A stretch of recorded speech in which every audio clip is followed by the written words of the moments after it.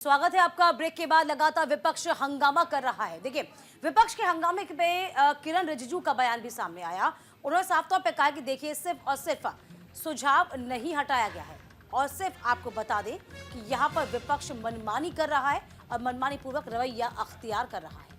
बिल्कुल, देखिए, किरण रिजिजू ने साफ तौर पर कहा कोई सुझाव नहीं हटाया, विपक्ष का रवैया गलत है। और इसी पर ज्यादा जानकारी के लिए हमारे सहयोगी आनंद कुमार सिंह जुड़ गए हैं लाइव। आनंद, देखिए, फिलहाल जेपीसी की रिपोर्ट सामने आ गई, लेकिन रिपोर्ट देखते ही विपक्ष बौखला गया और विरोध करने लगा। किरण रिजिजू कह रहे हैं कि किसी तरह का कोई ऐसा खास बदलाव नहीं हुआ है और विरोध करने जैसी कोई बात इसमें नहीं है।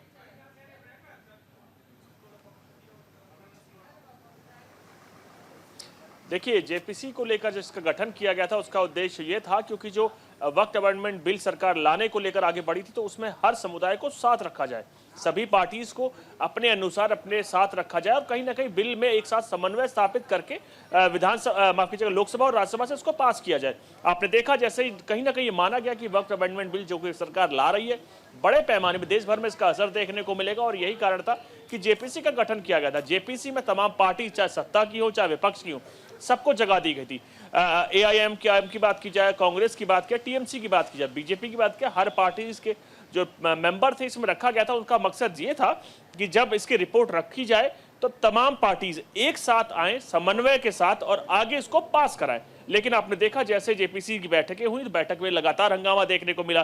कई बार जो मेंबर्स थे उसको सस्पेंड तक करना पड़ा, लेकिन उसके बाद जब इस पर रिपोर्ट बनी तब तमाम मेंबर्स आके सीधे तौर पर लोकसभा स्पीकर ओम बिरला को रिपोर्ट सौंपी गई थी और आज उसको टेबल करने का मामला था। जैसे ही इसको राज्यसभा में टेबल किया जाता है, अब देखिए विपक्ष उसको लेकर हंगामा करता है। विपक्ष का जो उसमें कहना है कि इसमें कई डॉक्यूमेंट को हटा दिया गया, लेकिन सरकार ने इसको तुरंत पक्ष सामने रखा और उन्हें बताया कि हमने इसमें से कुछ भी नहीं हटाया है। लेकिन विपक्ष लगातार उसको लेकर हंगामा कर रहा है। दरअसल अभी जो रिपोर्ट टेबल की गई है वो राज्यसभा में की गई है और 2 बजे के बाद लोकसभा में टेबल किया जाए तो आप खुद समझ सकते हैं, तो आगाज ऐसा है तो अंजाम कैसा होगा। तो कहीं ना कहीं माना जा रहा है कि जो राज्यसभा में हंगामा देखने को मिला उसी तर्ज पे लोकसभा में भी 2 बजे के बाद देखने को मिलेगा।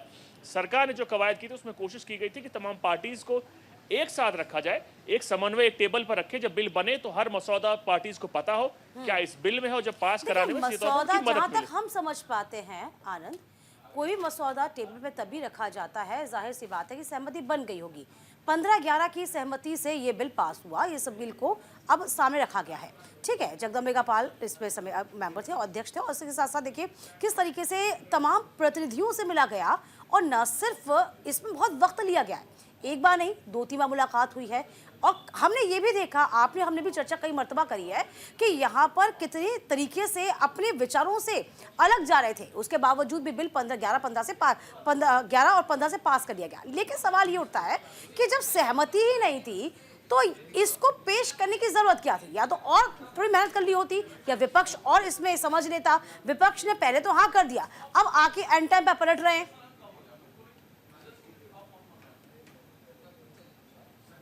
आनंद, देखिए, कोशिश की गई थी कि तमाम विपक्ष को भी साथ लाया जाए, क्योंकि जो बिल है ये बिल बड़ा बिल है और सीधे तौर पर अगर आप देखिए एक बड़ी आबादी को सीधे छूता है और यही कारण है कि सीधे तमाम विपक्ष को इसमें जोड़ा गया। और जब कमेटीज की बैठक होती थी देश के बड़े बड़े हिस्सों में हुए, तमाम वक्फ को बुलाया गया, चाहे स्टेट के हो चाहे बड़े लीडर्स हो, जो माना जा रहा था कहीं ना कहीं सीधे तौर पर समुदाय को जोड़ते हैं या उनकी बातें लोग सुनते हैं, क्या कमी है उसको लेकर उनसे बात की गई, कैसे अमेंडमेंट कर सकते हैं, क्या चीजें और ठीक कर सकते हैं, तो उसको लेकर तमाम बात हुई देश भर में। कोशिश की गई कि जो बिल लेकर सरकार आ रही है उसमें सबका समर्थन हो और जो कुरीतियां इसमें हैं उसको हटाया जाए। लेकिन आपने देखा कि लगातार बैठकें हुई, बैठकों में हंगामा हुआ, आलम यह रहा कई सदस्यों को सस्पेंड तक करना पड़ा, चाहे कल्याण बनर्जी की बातों को लेकर बातें की जाए, कई अपशब्द उस दौरान इस्तेमाल किए गए थे। कहीं ना कहीं कोशिश ये थी सरकार की कि साथ में तभी पार्टीज आए, एक साथ बैठे, रिपोर्ट देते हुए एक थी, लेकिन उम्मीद थी कि जब इस पटल पर रखा जाएगा तब भी विपक्ष एक साथ सरकार के साथ खड़ा होगा और इसको आगे पास कराने में मदद करेगा। लेकिन जैसे ही रखा गया राज्यसभा में इसको रिपोर्ट को, तुरंत विपक्ष ने आरोप लगाया कि इसमें से कई डॉक्यूमेंट हटा दिए गए हैं, जिसको लेकर कंफर्मेशन सरकार ने दे दिया कि ऐसा कोई भी डॉक्यूमेंट नहीं है जिसको उन्होंने हटाया। लेकिन विपक्ष इसको लेकर अभी भी बवाल कर रहा है और उसके साथ जब 2 बजे पेश किया जाएगा तब भी बवाल लगभग माना जा रहा है कि तय है। तो जो तमाम कवायद सरकार ने की थी वो पूरी तरह से फेल हो गई है। विपक्ष अपने आज भी अपने ढंग पर अड़िग खड़ा है।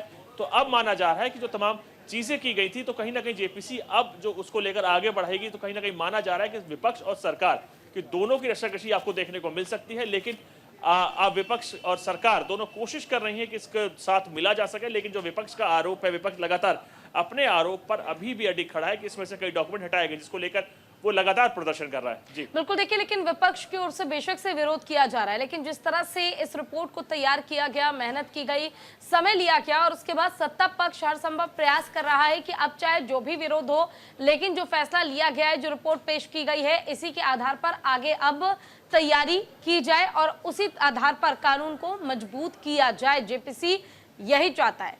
लेकिन क्या विपक्ष का असर इस तरह से देखने को मिल सकता है कि आगे और विचार किया जाए और इसमें किसी तरह का कोई परिवर्तन हो सके, या फिर ये फाइनल मोहर होगी?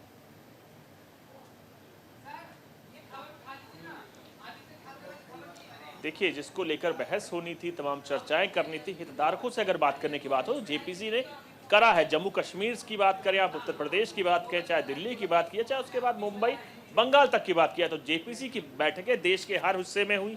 गुजरात की आप बात की जाए, उड़ीसा की बात की जाए, हर संभव एक एक व्यक्ति तक पहुंचने की कोशिश की गई। ईमेल के जरिए समाधान मांगा गया, व्हाट्सएप के जरिए समाधान मांगा गया, कई अलग अलग तरीके से जो कम्युनिकेशंस वे होते हैं उनकी तरफ से बात की गई और कहीं ना कहीं अपना सुझाव देने को लेकर बात कही।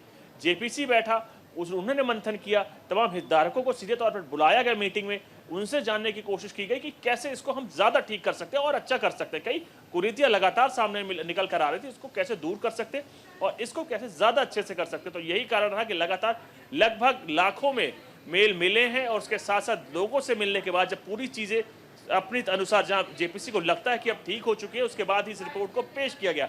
और आपने देखा जब रिपोर्ट पेश किया जा रहा था लोकसभा स्पीकर को, तब तमाम विपक्ष के लोग भी उस दौरान साफ थे। तो कहीं ना कहीं माना जा रहा था कि अब इसमें ज्यादा उठापटक नहीं होगी। लेकिन उसके बाद आपने देखा कि कहानी आज भी जैसे कि पहले दिन थी वैसे की बिल्कुल जाहिर सी बात है आनंद, हम यही कह रहे हैं, यहाँ जो सरकार है वो ये चाहती है कि प्रशासनिक सुधार हो।